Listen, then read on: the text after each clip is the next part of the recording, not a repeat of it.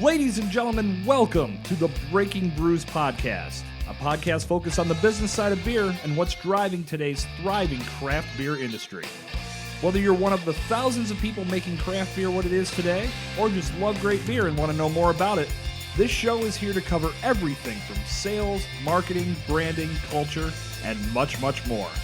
The Breaking Brews podcast delivers real-life scenarios and experiences from industry professionals that will help your beer knowledge evolve. To tap into more great beer content, visit breakingbrews.com today. And now, the moment you've been waiting for. Let's get this session started.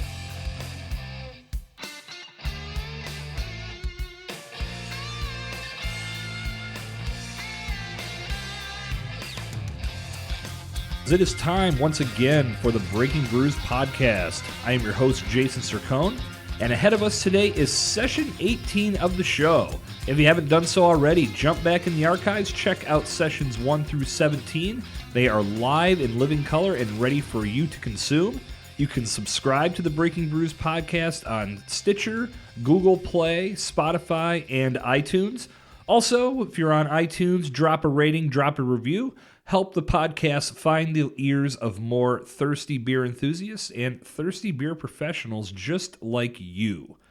All right, so session 18 was a fun interview with Mr. Dennis Guy, who is the co-founder of First Sip Brew Box.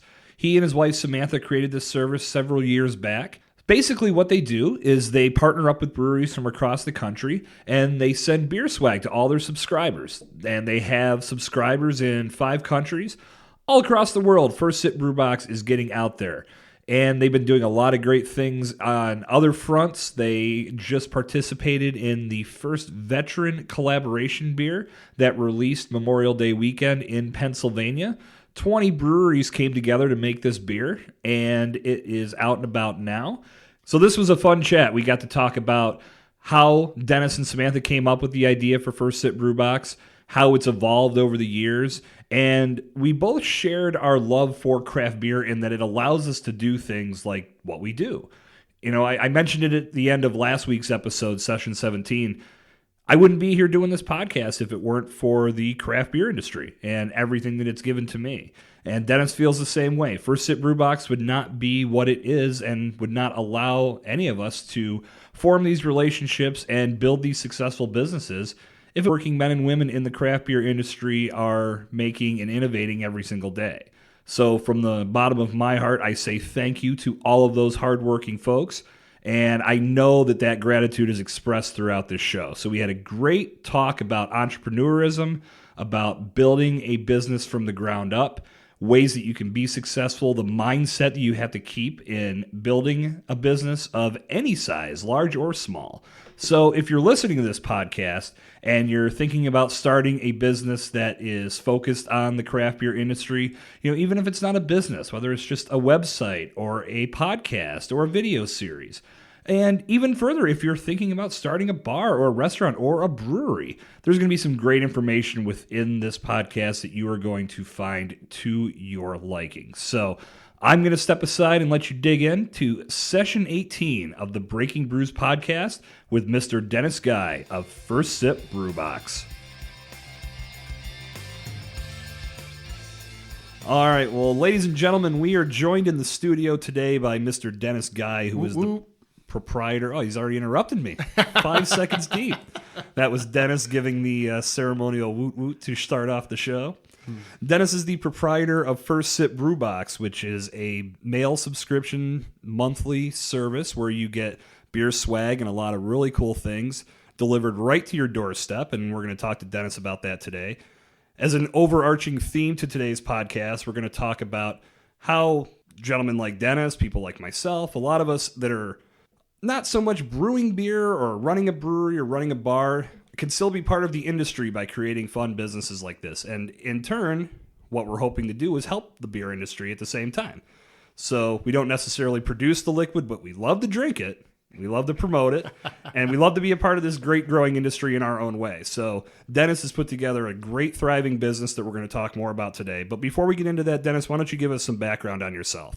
Absolutely. So a little bit about me. Right out of high school, joined the U.S. Army, went in doing communications, reclassed to being an engineer, and that really built a strong foundation for the rest of my life, working with different individuals from all over the world. So after the Army, I managed a Best Buy for a while there. So I loved, interacting with people and kind of bounced around from there. So Best Buy to the oil field to Citizens Bank to leading me to where I am now. But I have a wonderful wife, Samantha. She really is the backbone of what we do over at First Sip Brew Box. Initially, I had so many ideas. I was learning Japanese, looking how to start a mobile coffee food truck, which might still be on the horizon, deep, far away from now. But she really helped me to pursue, which is what we do today. And we have a wonderful little beagle puppy porter. She's in charge of our research and development for our pet brew box line. Yeah, she have to have years of experience to get that position. She just has to have 4 legs. No nepotism at all, right? No, okay. Not at all. And sometimes we might accept 3 for ambassadors, little rescue dogs. That's great, man. Well, it's good to know you have that type of diversity within your company. Absolutely. Welcoming of everyone to come and help out the projects. And whether you have 2 legs forward. or 4, That's we'll right. bring you aboard. Let's talk more about First Sip. So give me the full story on how this all came together. You sure we have time for that, Jason? I bought this time, brother. Oh, my man. As much as you need to say. You sure your sponsors are okay with it? I think they'll live. They'll live. It's a good story. I mean, even if you want to give the Cliff's Notes version of it too, that's completely fine. But you already revved this engine. The floor is yours, my friend. So, my entrepreneurial spirit really kicked off when I was growing up, being in a single parent household, not having a whole lot growing up. Me and my buddy Manny, we had to figure out, we have to put more food on the table. So we actually, in our neighborhood, we had to strategically plan every summer, because during the year we were able to rely on school for breakfast, lunch, and summer hit, that wasn't always the case. We knew we had dinner, but we had to outsource everything else. So we actually created a fruit tree map of our whole neighborhood. We went around, knocked on people's doors asking, hey, you guys have like a lot of extra fruit falling from the trees. Do you mind if we clean that stuff up for you? And if you have like any extra vegetables in your garden. So we made that map. We collected stuff, every other day, and we made really unique foods and everything out of it for our families to help us get through the tough times. So that's when my entrepreneurial spirit really kicked up. So after the Army and everything, and when I met Samantha, I knew that I wanted to start my own business. And we were playing around with the idea, what should we do? In 2015, we took a trip down to the Smoky Mountains in North Carolina, Bryson City. Right. We experienced some of our first craft breweries, and Nanatella Brewing, really great place, good beer, and we love the feel of it, what the craft beer industry represents. That families in there playing board games, somewhere you can go after work where you can just relax and just talk to other people in your community. It really is like a social house. So we love that idea, and on our way back, we were just toying around with it. We would love to start a brewery. At that point, we weren't even home brewers. We were just throwing around the idea. They're like, what would we call it? First Sip. First Sip Brewery. That's what we would call it, because you like something from the first sip. So that kind of, right. So that kind of, organically just stuck with us. So then we did tons of market research throughout 2015, trying to figure out, what does it take to start a brewery? Turns out hundreds of thousands of dollars. And that's just assuming you have a building already designed for a brewery, which most buildings aren't. Right. So outside of having either a lot of property and assets where you can get the loans to do that, the other way to do it, you have to get investors. And at that point, you may or may not own a lot of your company anymore. And we knew whatever we started from the ground up, we wanted to maintain 100% control of it. So we knew we had to bootstrap and grassroot our business. So then we wanted to pivot our model and send beer out in the mail because everyone loves beer. It was before some of the bigger companies out there started doing that. And we, at that point, it just became legal legislation-wise to do that in the state of Pennsylvania. So we were talking to their legal team for months trying to figure out how to do it. They basically said, Dennis, you're the first one that wants to do this specific thing in Pennsylvania. We don't have any precedents for it. So just to be safe, how about you buy a beer distributor or a restaurant and we'll attach a license to it? I'm like, great. Right back at that $100,000, $200,000, $300,000, $400,000 price point. Right. So we started getting this courage and thinking that, okay, to be a part of this industry, you have to have either great financial backing or tons of money, which we had neither. So instead of using that as an excuse not to follow our dream, because whenever you're trying to figure out what you want to do for the rest of your life, there's a million reasons not to do it. So instead of doing that, we pivoted our model one last time to what we have today at First Sip Brew Box, where we partner with breweries all over the country that feature unique merchandise, and then we take it one step further and work with businesses that make really unique things out of beer. So instead of competing against a saturated market, we've made them our partners and our allies to reach customers as of right now in 5 different countries: the US, Canada, Ireland, Brazil, and New Zealand. And we are open to ship anywhere. So that's kind of how we got to where we are. That's a really cool concept too, because you think about all of these beer-based products, and it's a nice merchandising opportunity for any brewery if someone comes in with like a beer candle, for example, or beer soap, anything like that. I mean, there's just a couple of the examples of things I've seen out there. But there's been a lot of companies that have been able to leverage those partnerships and really, at the same time, not just build something for themselves, but give these breweries an extra marketing opportunity. Absolutely. And you guys have done the exact same thing. That's really cool stuff. Yeah, and the prerequisite to being on our platform, you have to be a small business. We love mom and pop shops. The majority of the companies that we feature in our brew box are, husband, wives that are still cooking out of a commercial church kitchen, super small. And that's what we love. Those big companies, they don't need our help. They're out there in Walmart slinging stuff on Amazon. Right, man. So as a consumer, what makes this so appealing? Like, why am I going to sign up to get this box sent to my house every month? Tell me what I'm going to get and why it's worth my investment. Absolutely. So every month you're going to get unique merchandise directly from that small brewery. So if you're planning any trips, any traveling, and you're going to that city or that town, you're going to, remember that brewery, stop in there, get a few brews. We're going to introduce you to new unique things. All the small businesses that we feature, like I said, they're super small. There's no way, almost no way, unless you've been on our platform, on social media following us, that you've seen any of these small businesses. Their social media reach isn't that great because they don't have the resources to make it so. That's why we work with them. So a big point of value on 7 different things from 7 different companies, paying 7 different forms of shipping. So it's especially great for those folks that are hard to shop for, right? Like so many people are just tough to shop for. With the internet, it's made it so easy for them to buy whatever they want. So what do you get them? Get a brew box. We have a lady on our platform that has been every month. She gives it away as a gift because it gives her time back in her schedule. She doesn't have to worry about it. She gets it at her house, writes someone's name on it, hands it off.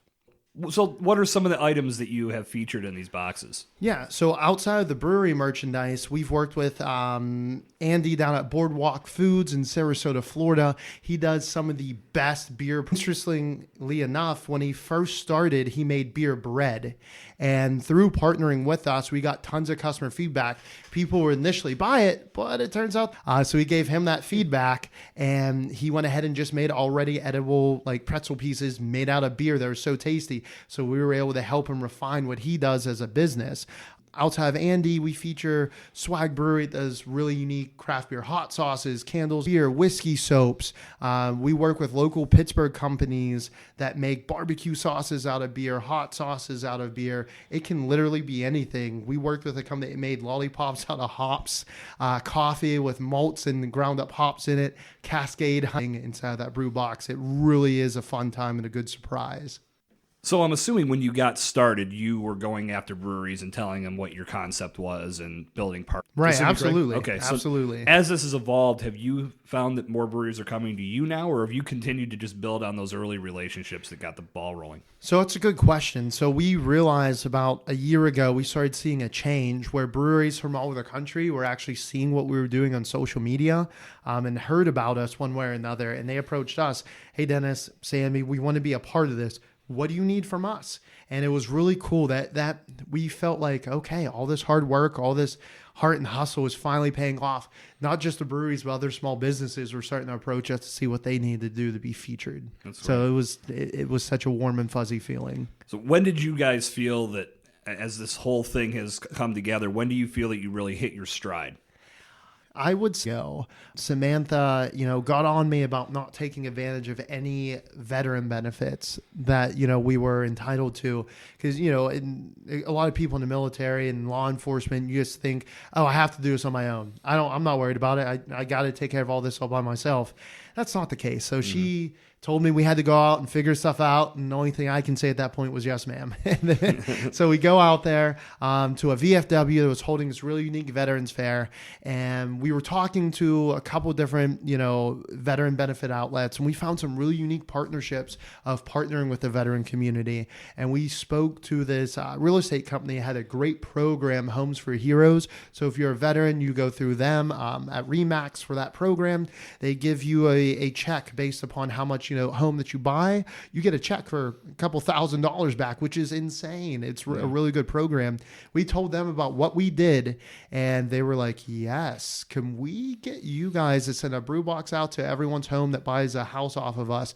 Me and Sammy was like, wait a second. Wow. This is a thing. So we started doing tons of research, partnering with them, and we realized that is a big problem out there in the industry. A lot of sales and marketing teams, they want to do unique things for their clients and their customers, but they don't have the time to figure it out. So they end up just doing the same old box of chocolate. So we came up with a really unique way for them to differentiate themselves from their competition. And that at that moment highlighted the fact that we don't have to do this on our own. Yeah. We could partner with these businesses to use us for their client and corporate gifting. And on top of that, it highlighted the fact that what other resources are out there for us to tap into. So since then, I was able to get into the Riverside Center for Innovation on the north side of Pittsburgh, free business development classes for disadvantaged businesses, minority-owned, veteran-owned, or woman-owned businesses. You go in there, they show you how to do your business plan.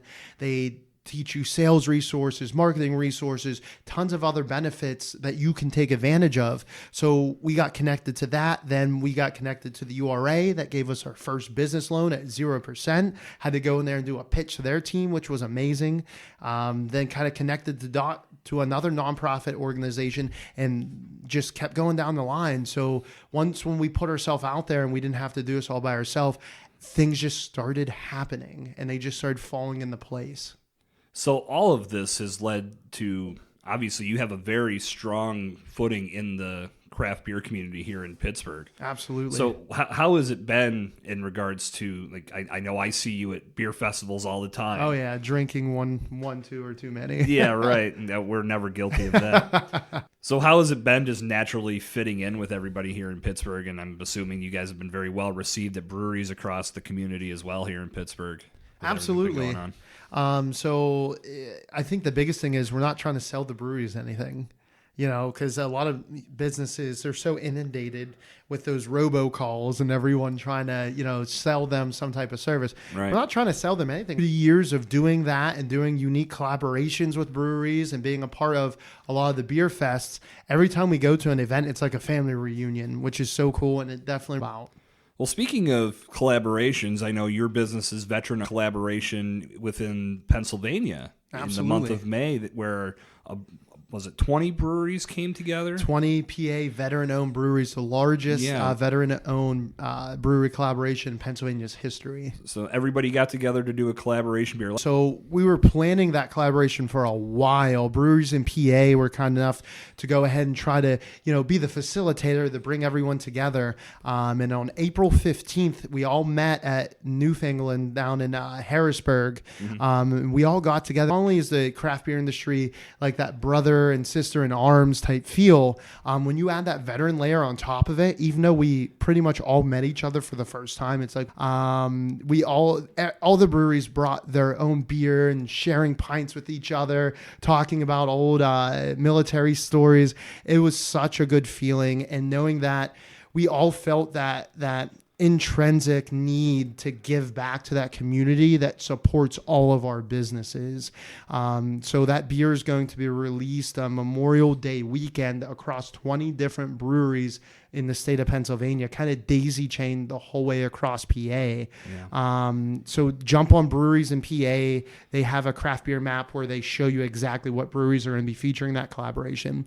And then for our piece of it, we wanted to take that collaboration to the next level and do a Veterans Brew Box for this month of May. So jumping on either of our websites, firstsipbrewbox.com, any box that you get, you'll be able to subscribe and take advantage of that brew box. We've worked with an active duty air shirt design for us. Breweries in PA came up with some really unique stickers and pint glasses that we're going to be featuring in there as well. It's going to be a really kick-ass brew box, and proceeds are going to go back to the Pennsylvania Veterans Foundation as well. Craft beer has been the trigger for all of these great ideas and great visions, and seeing it all come together like that, it's got to be rewarding for you, not just as a veteran, not just as a business owner, but just as an enthusiast of craft beer. Right. And that's where, personally, I get frustrated when I see people that do nothing but complain about, oh, this beer didn't cure glaucoma or whatever the expectation was for a beer that came out.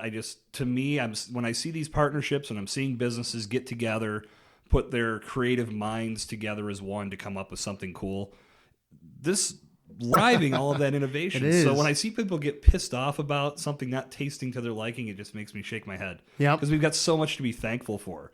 And I mean, like, I look at what I do for a living. Without this industry, I wouldn't have that. That's true. Right? Neither one of us would have a job. Well, we probably would have a job. We would hate it. We would hate it. Yeah, I mean, I think about what I was doing before this, and I didn't hate my job. Right. I enjoyed what I did. Yeah, that makes one of us. I mean, just like any job, there were frustrating times, and just that there's that, and with what we do now, it's just the nature of the beast. But absolutely, it's just it's nice to know that at the end of the day, you're doing it for yourself. You're really making strides to build something that can become a legacy if that's the route you want to take. And we have this great liquid to thank for it. Absolutely. It's crazy. And a lot of truth is said in jest, right? So beer has been around for thousands of years, almost as long as man has been around on this earth. Right. So there's been tons of great opportunities. And the biggest thing throughout history that I've noticed is when, massive corporations or any government involvement is when you see this type of innovation cease to exist. So it makes me really glad. One of our big mantras is the best friend of a small business is another small business. Mm-hmm. And the craft beer industry is evident of that fact of everyone working together and creating that networking web. Maybe just one of us, we can't stand up to, some of the big macro giants that have nearly unlimited buying power. Mm-hmm. But if we create a web of networking and opportunity, amongst ourselves, there's no one that we can't stand up against.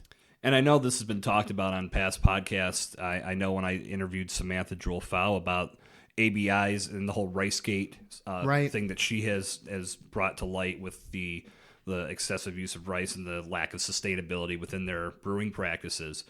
And you got to wonder, as craft beer continues to evolve and beer in general continues to go in multiple different directions, when does it catch up to the big guys? And it's a very rhetorical question. Right. I know when her and I had talked about that, I felt like maybe I wouldn't be alive to ever see that. I wouldn't say that, like Jason. It's so far, but you never know. They catch up to you. Again, can't pinpoint when. Right, exactly. But it's going to get to a point where there's going to be some drastic shifts. I think they're finally taking it seriously. Right? Initially, they thought it was going to be a fad, that it wasn't going to stick around, that no one would want, a chocolate, cherry, peanut butter, tart, porter, stout hybrid. Yeah, right. But people do. It highlights innovation in small businesses. Mm-hmm. Right now is the first time in history that we have more home brewers than we did before pre-prohibition. So it shows like people love this, people want to do this, and the big guys are trying to see where they fit in, right? So they went on their whole acquisition spree. Now they're trying to turn some of their stuff into more crafty options. Yeah. So they're finally taking it seriously, and it's weird to see them know that they can't go after craft breweries anymore. So now they're competing and going after each other with the whole, the corn syrup yeah, fiasco. It's like, we got your delivery of corn syrup. No, that's the Miller Lite Castle. So now they're attacking each other for market share. So I think right now is a crucial turning point in history that these big giants have been around. Breakneck Tavern in Mars is the North Hills' premier destination for culinary greatness. Elevated cuisine featuring sustainable seafood, house-smoked meats, award-winning chicken wings, and much, much more. Thirsty? Breakneck Tavern has 40 taps pouring your favorite local and regional craft beers, as well as a diverse wine and whiskey menu with offerings from around the world. Happy Hour runs 4 to 7 p.m. Monday through Thursday and 5 to 7 p.m. on Friday. Visit www.breaknecktavern.com to learn more and follow them at Breakneck Tavern on Facebook, Instagram, and Twitter. Yeah, I think now we've been talking about hyper-local for a while now, right. and you're seeing it with more breweries as they pop up from neighborhood to neighborhood. Those are becoming the ideal choices for where where beer drinkers want to go, because they're going to get beer fresh from the source. As long as the liquid is good and it's an inviting atmosphere that you want to be a part of, you're probably going to frequent that location very Absolutely. often. And that makes it harder for the places that only serve Bud Light, Miller Lite, Coors Light to stay on course. Absolutely. I agree with that. I've always believed, as much as I don't like to drink those beers anymore, they have their place in this world. And I still think there's a lot that can be learned from a company that can brew the exact same beer in 20 different locations the exact same way every time. Right. That's it's not easy. right? I'm not saying it's easy by any means. No, but it's always been those corporate tactics that you look at and you're just like, what the hell? Yeah. Why do you want to try to step on the smaller guy who's just trying to make a living and do something they're passionate about? Yeah. Capitalism, that's what Adam Smith and the market system's based upon. Yeah. As long as we keep working together, and if you look at it, look how many bars are in the U.S. Right. Look how many breweries are. We're nowhere. A lot of people talk about the bubble bursting. We are nowhere near the bubble at all. Yeah, I was just talking to somebody, and we brought up this point. I had heard, I believe it was mentioned on the Port and PA documentary, Joe McAllister, who's working on getting the Brew the Museum of Beer up and running in Pittsburgh. Good old Joe. He had mentioned something to the fact that we have less breweries now than we did pre-prohibition, and our population is that statistic. I know what you're talking about. So much larger than it was then that, of course, we can sustain it. We will literally need like 10 to 20 times more breweries now to even get close to the per capita relationship that we had in those times. So. Well, it's and that's where I look at this. It's changed the way that beer is distributed. Right. It just changes the way that the whole business operates. Many breweries choose to just keep their beer in-house. Right. Or they choose to just do some small-scale distribution that gets their product out to select bars across town that helps generate some buzz and helps introduce people that, like, I could use Pittsburgh as a prime example. It's very territorial. Mm-hmm. A lot of folks don't like to cross the bridges and go through the tunnels. So that's true. Someone in the north might not want to travel to the South Hills. So they gave me a Game of Thrones flashback. Yeah. Someone in the north. So I've never seen an episode of Game of Thrones. So I'm waiting till it's over. I'll binge it when it's over. Right. I don't have any sort of affliction to watching it. You're going to put in the work. I don't have HBO, but I'll put in the work. You don't have to have HBO. You just have to have a friend who does. Because we That's don't. That's a good point. Well, there's no point in it now. Is there like 3 episodes left? As we sit and record this today, I think there's like 3 episodes You're right. left. So. Sad days. Yeah. All right, I retract my previous reference. Well, see, that's how, I remember Breaking Bad when I got onto that. I didn't get onto it at first. I watched all the way up until they did, like, the last season was cut in half. They did 8 episodes, and then they took like a year off. Damn. And I ended up catching up right before those final 8 episodes started. So I was like right on track. This is no way to watch television anymore. Yeah, you can't. I mean, you want to watch it on your time.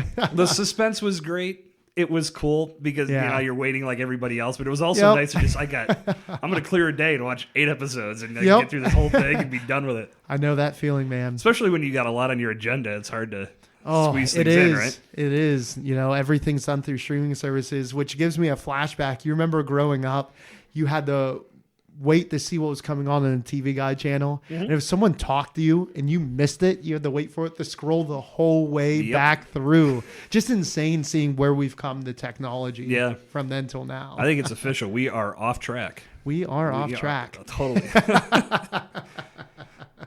That's all right.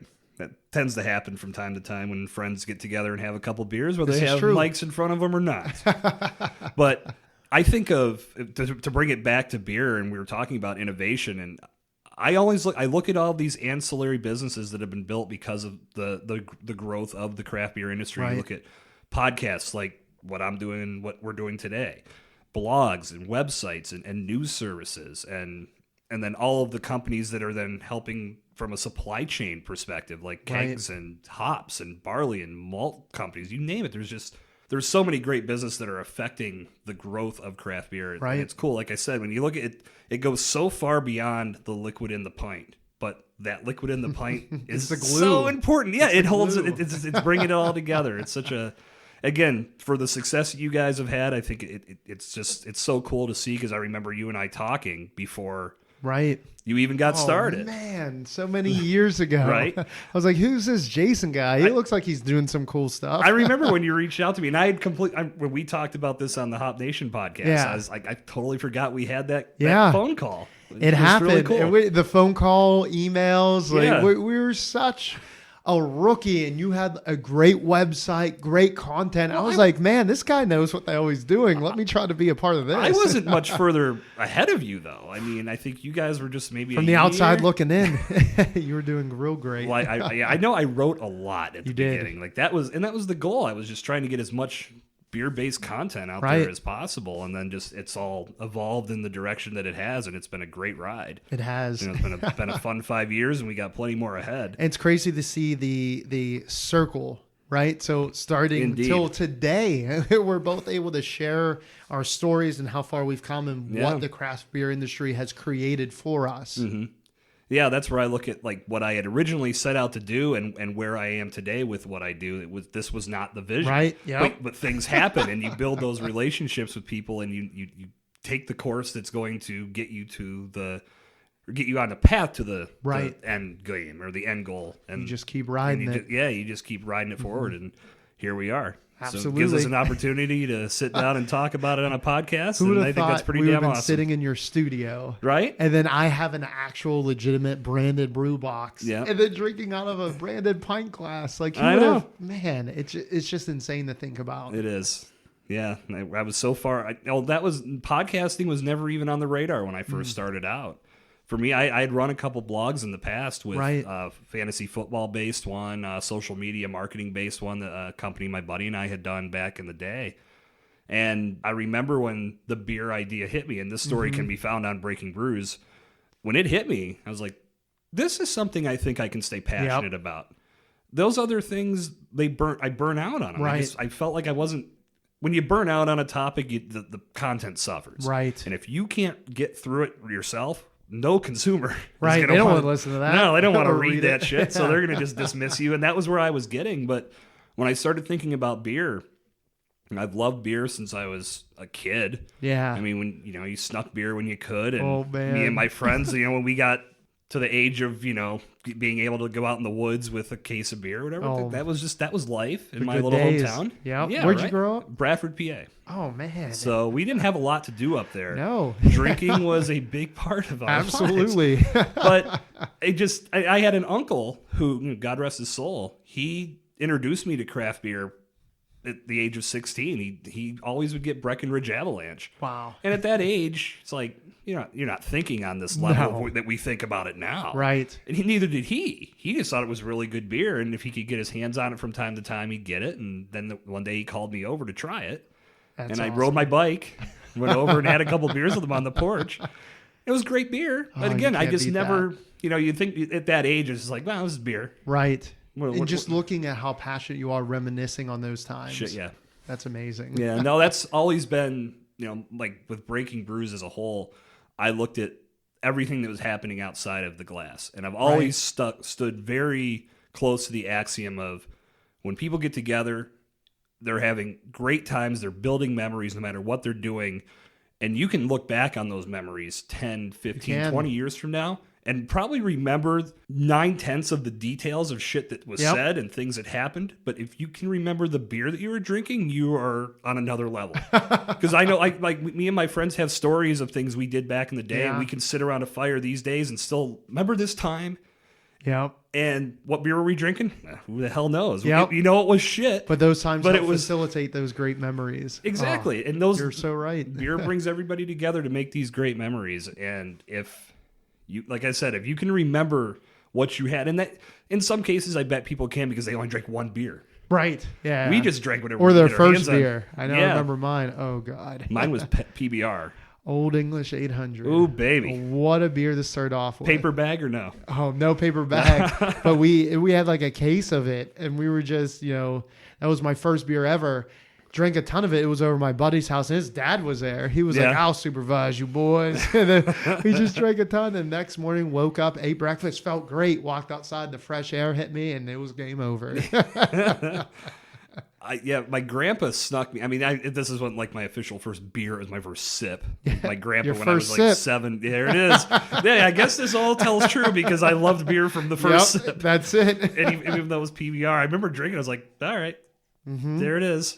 Yeah, but I was also 7, and I think he was doing it more to just see what my reaction was. And you didn't have a lot to base it off of, but it was tasty. Yeah, no frame of reference, but I thought I could get into this. That's why you have strong bones. The selenium in beer builds strong bones. Those early age PBRs and Coors Lights are going to help me fight off osteoporosis. That's true. Guarantee it. Let's hope it, man. I know.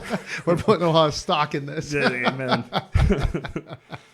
Well, let's bring it back to First Sip now. Let's talk about some of the new directions you guys have taken, because this has spawned some new ideas. And it absolutely has. I know you've got some exciting stuff on the horizon, so let's hear about that. Yeah, so one of the things that we just launched is the America's first ever pet brew box. We work with small businesses and breweries over the country to create unique dog treats out of spent grain from what's left over from brewing beer, and unique dog. We actually have a bark brew chicken ale. It's chicken stock, a lot of other cool stuff in there. Wow. So you can have a pint with your little buddy, because everyone knows when you drink with your dog, you never drink alone. I got to get this for my sister's dog. That dog loves beer. Oh man, it's hilarious because we crack one open. He like most dogs at the dinner table. Oh, he hears that can pop and he comes running. It's hysterical. Is literally us in the next life. If we come back as a dog, that craft beer, that pop, we're going to remember it. One which can is only really hope.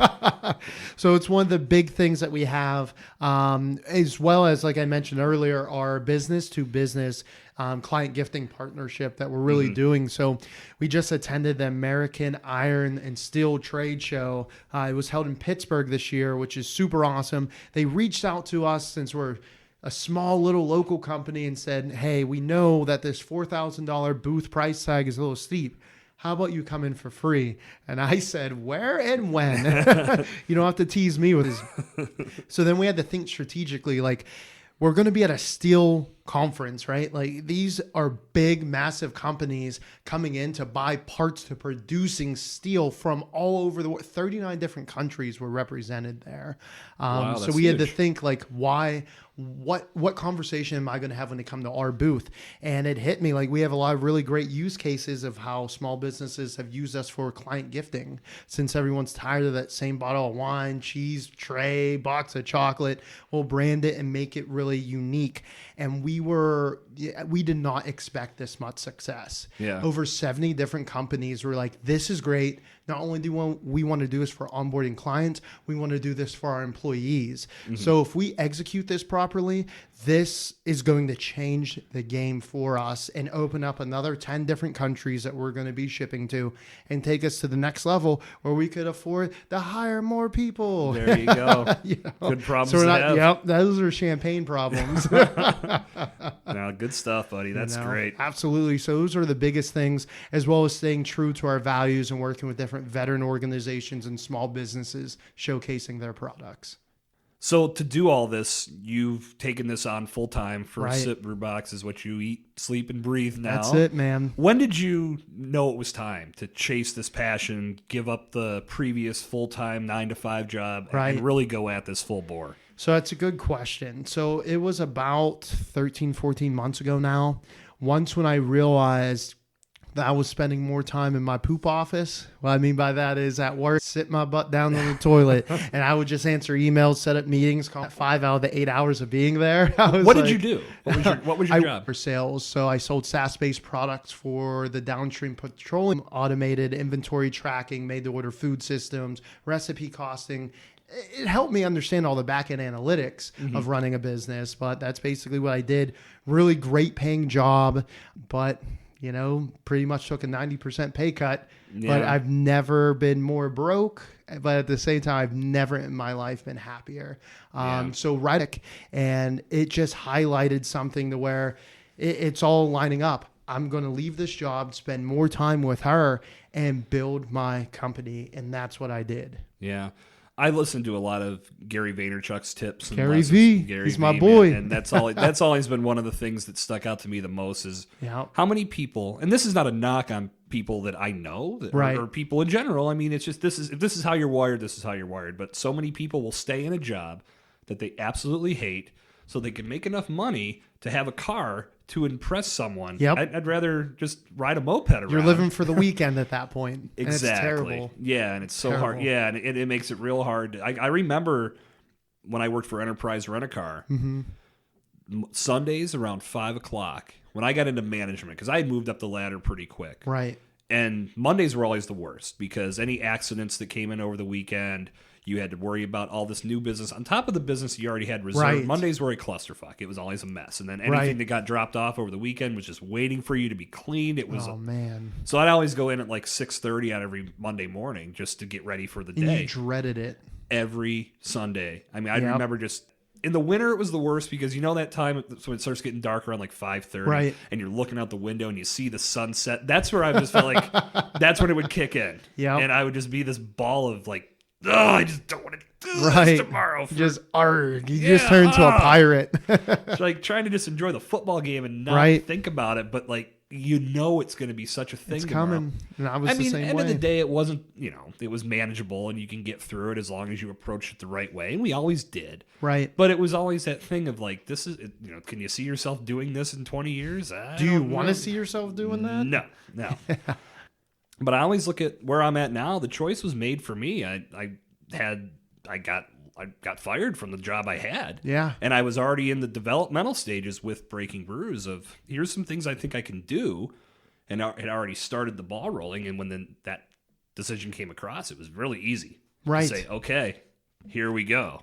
And let's just start busting ass every day. Yeah. And you're 100% right. Some people will find so many reasons not to do something. Yeah. But I wish more people realize one day you are going to die. We're not going to be here. I'm not trying to be dark. You're not going to be here forever. Right. No, so if you have a dream, if you have a goal, you need to make it happen. Like just like working out, right? Mm-hmm. And I don't do that. I'm married now. I gave up those days long ago. Oh man, wrong attitude. I'm off the market, man. I'm just living life now. But just like working out, you start off with that one workout and you keep going and you keep going, doing so, and then all of a sudden you crave it. Yeah. Same thing with following your dream of starting a business. We built our business in Barnes and Nobles. Once a week. We would go there and just use their books. We'll just read, do business research, do all that stuff, take notes. Mm-hmm. And then one day turned to two turned into three turned to four. And before you knew it, you crave doing it all the time. And it's so rewarding. So just put yourself in the position just to do one little thing, maybe once every 2 weeks. And then before you know it, you want to surround yourself by other entrepreneurs.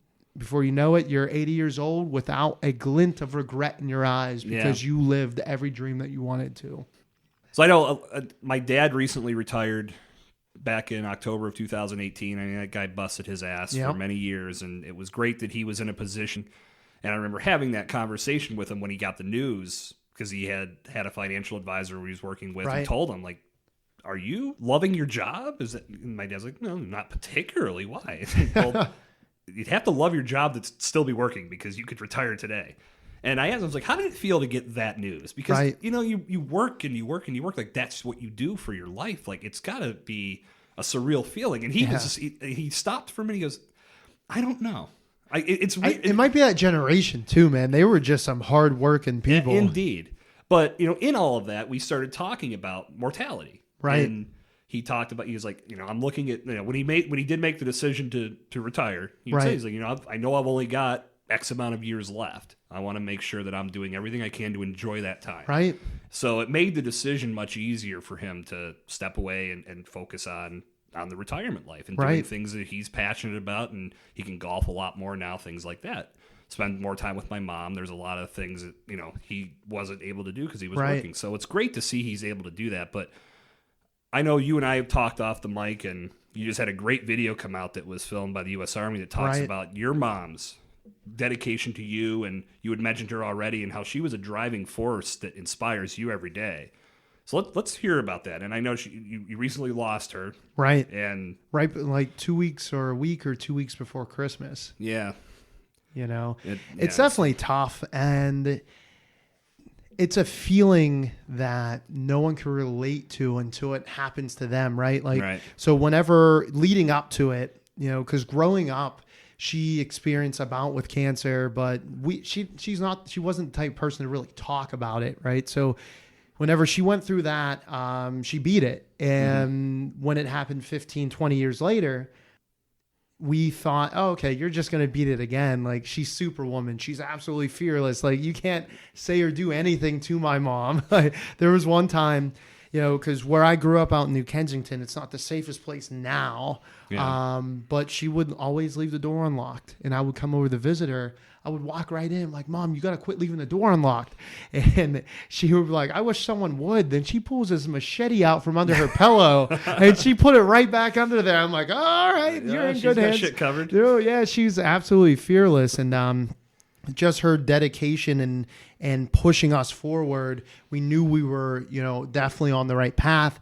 And up until that last 30-day mark, when I picked her up from the hospital the last time, we were on our way home, and she told me, this is it, that, radiation treatment didn't work. So they said I have days to weeks to live. And it hit me so hard, like a sack of bricks, because before that, I'm like, nothing can tear her down. She's going to keep pushing forward. And I literally had to pull over. Like, I couldn't drive anymore. Yeah. So we talked it out and everything. And one of the things that one of the last motivational pieces that she left for me after a lifetime of pushing us was, there's one or two people in the world.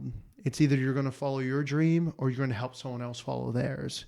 So that was kind of, sealing the deal for us, that we were on the right track with our company, First Sip Brew Box, and like really pushing it forward. And at the end, like, when we were going for our loan with the URA, which I'm the first one in our family to start their own business, so definitely the first one to get their own business loan. But to our family, that meant if a lending institution gave her business money to keep pushing us forward, it was like the seal on there that we're doing it. We've done it. Like, let's keep going. So I was, pushing the URA. We got to move this up. Like, my mom doesn't have long. I want us to get the approval before she goes.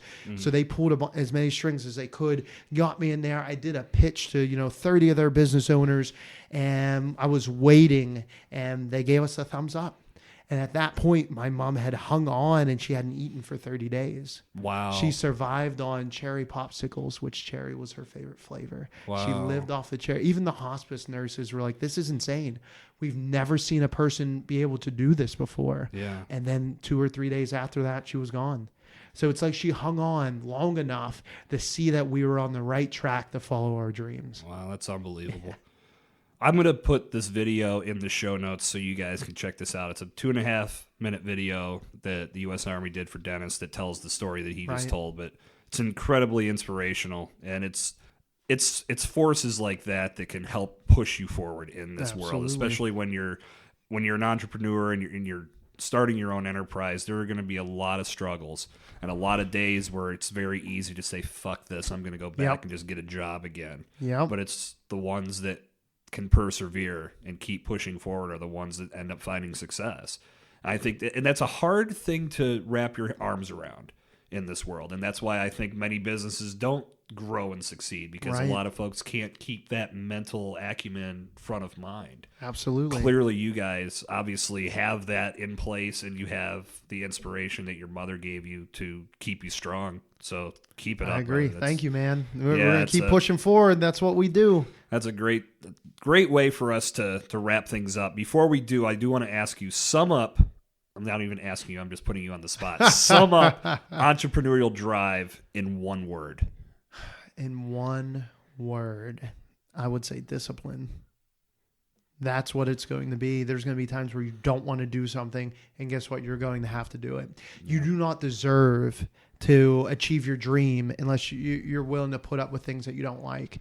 You gotta eat crow. You gotta, if you need to, cut out all the, like we talked about earlier, all that flashy stuff. Look at your budget. What don't you need?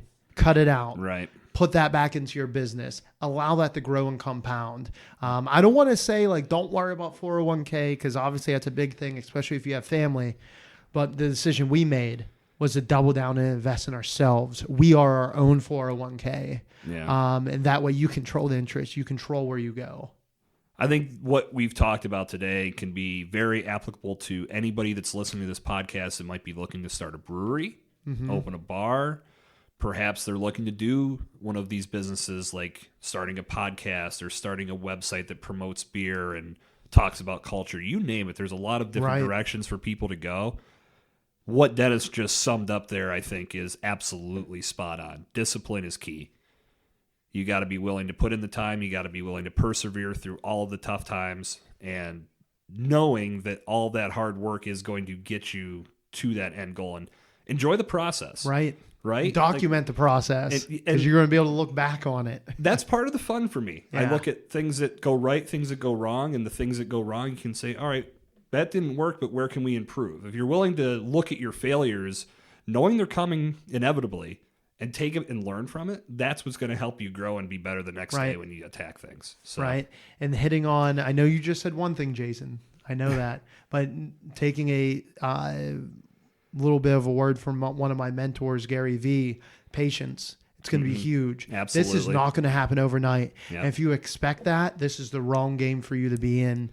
You know, just keep pushing. It will eventually come. It might not be as soon as you want. It might be 3 years, 5 years, 10 years. But if you're going to keep going, you're going to be leaps and bounds ahead if you never started, is the big key. And if you're the type of person that needs the support and the okay from someone else, that's going to be tough. If you don't have a circle of people that support you, it's going to be that one person that says, why would you ever want to do that? That's going to throw you off the ball. Don't wait for approval from other people. I'm not saying don't talk to your immediate family. I get it. That's important. But then this is your life. You need to figure it out. If it's something that you want to do it. Yep. And surround yourself with people who are going to help you get there. Absolutely. And they're going to keep you positive, and you can in return keep them positive. Yeah. So. Audit your circle. Yeah. If you have people out there that are doing the same thing they did 15 years ago, it's fine. If they're happy, they've already won. But if they're not happy and they're always saying things that are negative, and you're a positive thinking person, you need to audit your circle. Amen to that. Yeah.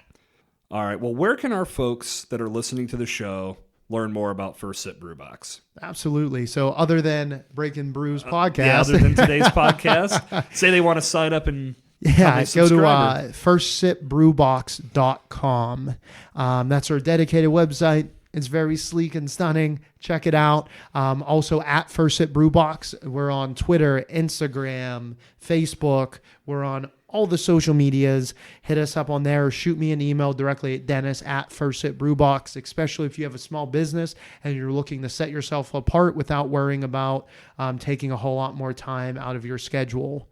Excellent stuff, man. This has been a great chat. Yeah, I'm glad you're able to come hang out in the studio, and we can go to town on everything that we talked about today. Man. From starting a business and execution, you name it, man. I think we covered some great ground here. And absolutely. For all of you aspiring entrepreneurs out there, or anybody that owns a business, I'm sure you took away some tidbits from today's show that you can utilize and put into your own practice. Jump over to the website, check out First Sip Brew Box, learn more about that. I will have links, notes along with the video from the U.S. Army that we talked about too. So once again, Dennis, thanks a lot for coming on the show, my man. Loved it. Enjoyed it. Can't wait to come on again. We'll do a sequel, no doubt about it. Part 2. Don't call it a comeback.